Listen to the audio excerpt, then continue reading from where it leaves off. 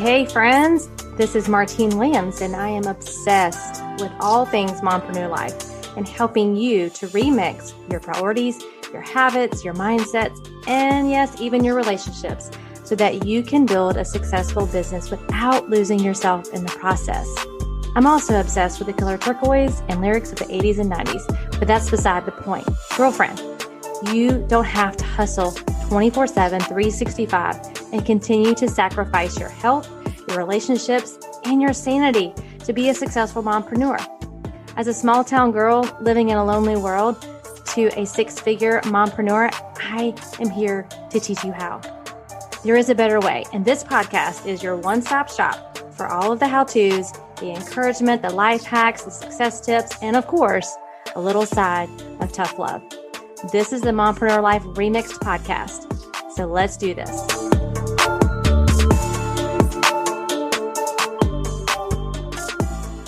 Well, welcome back, friends, to the Mompreneur Life Remixed podcast. This is your host, Martine Williams, also known as your CEO or Chief Encouragement Officer. Thank you so much for tuning in to today's episode. Happy November. And I'm going to put a little twist on November and really emphasize the first two letters. So let's make this November, a time to start saying no to the people, the places, and the things that are no longer serving you in the life that you are trying to design. If you've been here for a hot second, you know I am big on flexing that muscle to be able to say no to the good so you can say yes to the great. I'm really big and passionate about helping you to prioritize what matters most, because that's what makes saying no even a little bit easier.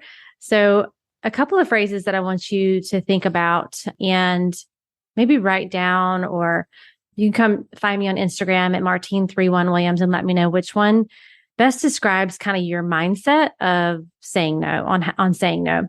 First one is no is a complete sentence. I know you've heard me say that before. Do you have the mindset that no is a complete sentence and you're able to say no and you don't really need to explain yourself? Saying no doesn't make us mean people. Saying no doesn't mean that we are selfish. And saying no doesn't mean that our intentions are to let others down. So are any of those last three, like, do you feel mean when you say no? Do you feel like you're being selfish? Do you feel like you're letting others down and that's why you don't say no? Well, let November be the month where you flex that courageous muscle of saying that two-letter word that we don't like to hear or like to say, and really help to design the holidays as we approach those the way you want your holidays to look. But don't just stop at the holidays. Hopefully you'll be able to continue on into the new year as well. Because here is what saying no helps us to do. It helps us to honor our own priorities. It helps us to establish boundaries and say yes to what matters most. We can do anything, but not everything. And saying no isn't always easy, right? But it is a necessary skill set to achieve a life by design. Instead of living up to the expectations of others, or maybe it's just our own perfectionism. And we have this just skewed view of how perfect we need to be as a mom, or how perfect we need to be as a wife, or how perfect we need to be as an entrepreneur. And so you're not saying no to things because you feel like you have to be perfect in those areas. And that's the hamster wheel. And each of us only has a certain capacity. Like you only have a certain capacity emotionally, physically, and mentally. And that is unique to you. Your capacity mentally, physically, and emotionally may be completely different than my capacity. And one of the amazing things that I'm able to do with my coaching clients is to illuminate for them what their unique capacity is. Like, how big is their plate? How big is their fuel tank? I, for example, have a really big fuel tank, which allows me to do a lot of things at one time. And a lot of people will say, I don't know how you do all the things you do, Martine. And it's because I have a large capacity physically, emotionally, and mentally to do that. I have a large gas tank or fuel tank. However, that also means that when I'm on empty, it's going to take me a lot longer to fill back up.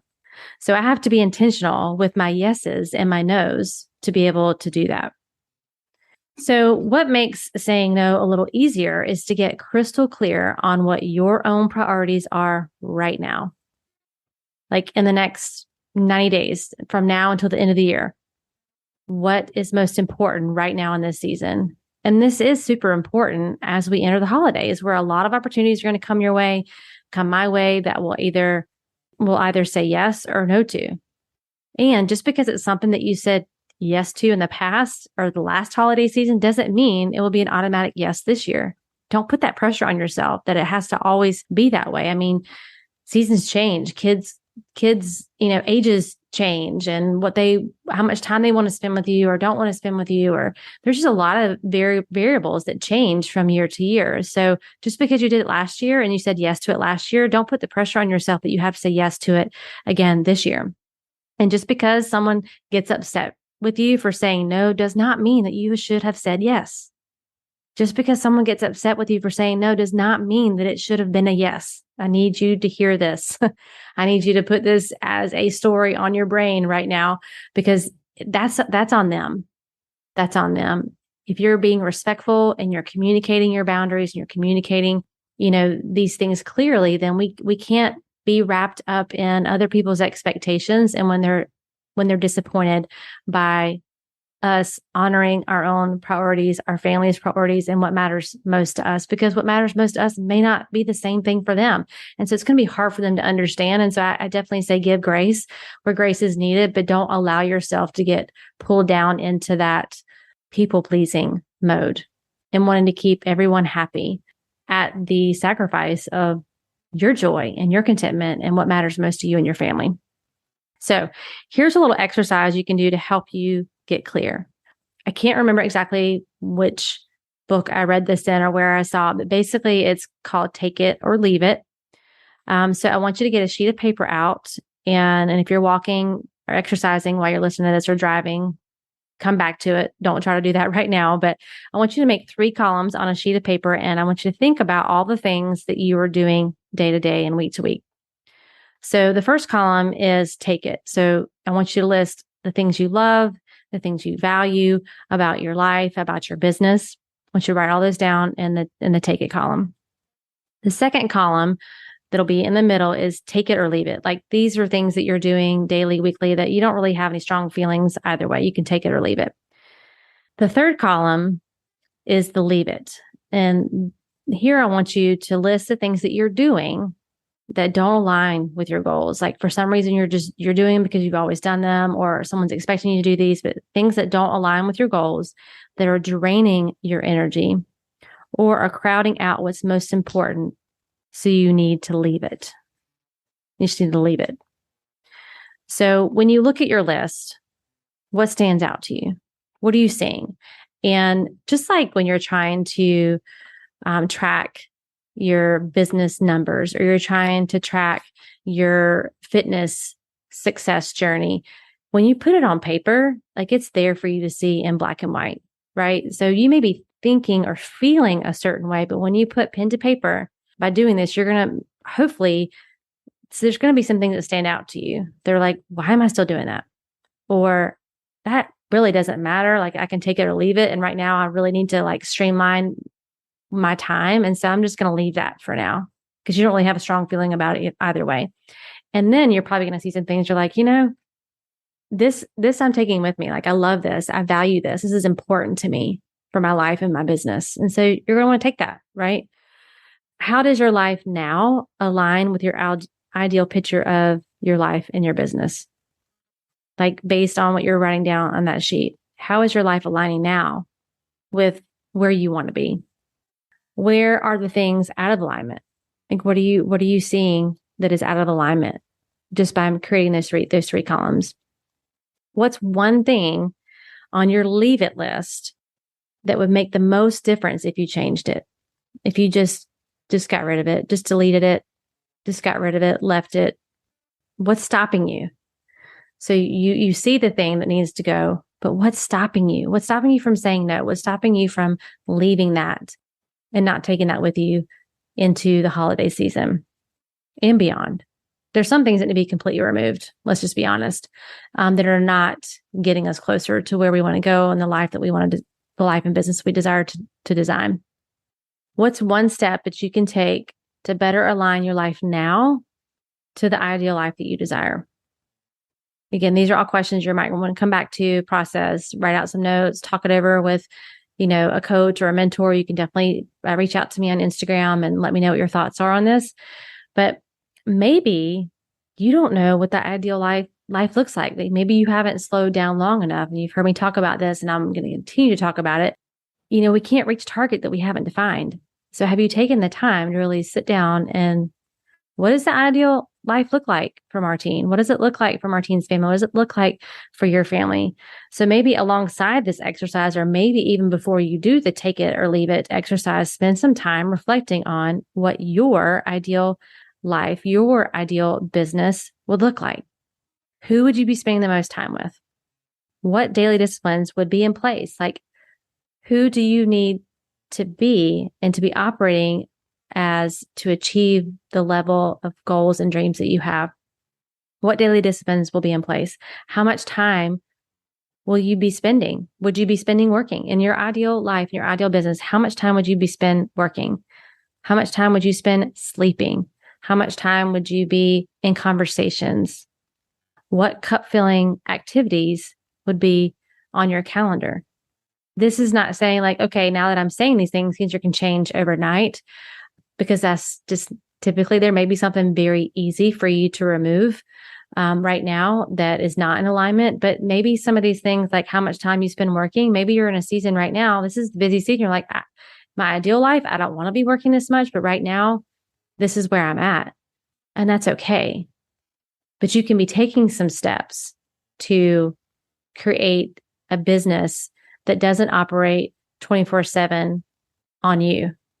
You could be taking steps on delegating out some things in your business or in your life. You can take a next step. Everybody has a next step, I believe, and we have 100% responsibility to take that next step and not wait for circumstances to change or wait for that one day.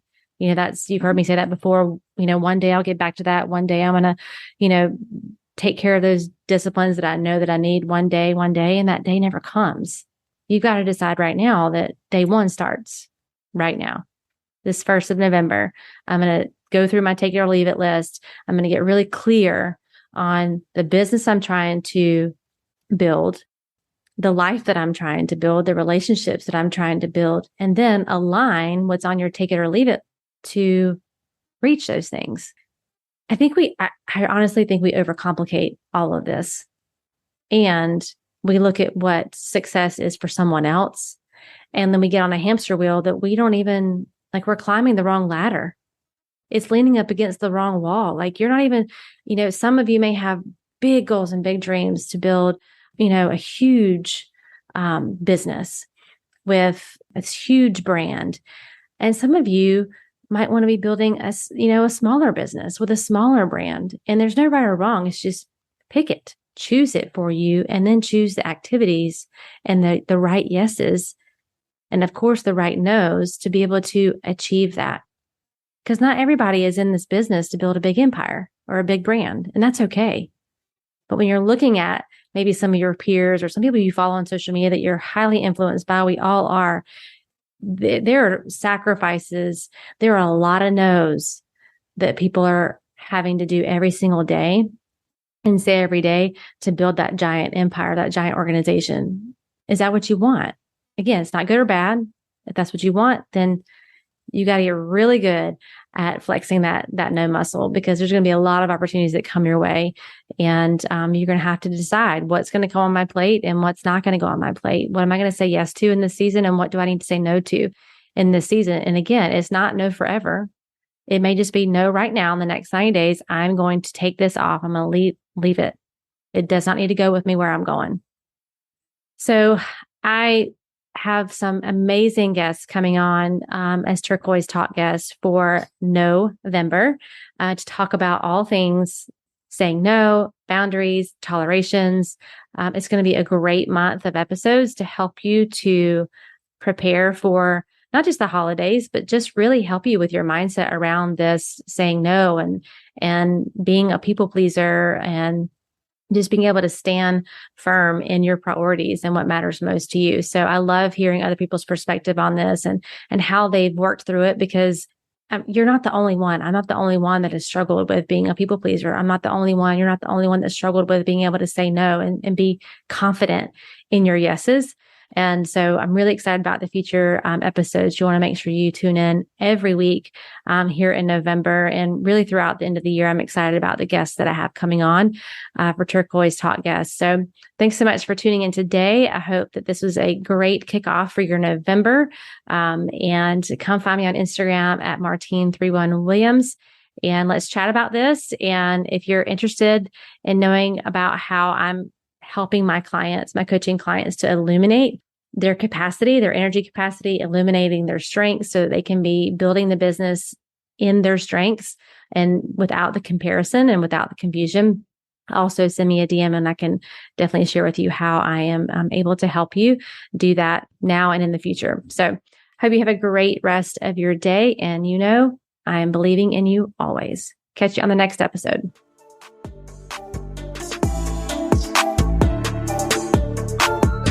Well, that's a wrap, friends, for this week's episode of the Mompreneur Life Remixed podcast. Thank you so much for listening and for following the show. It means so much to me. And listen, friend, sharing is caring.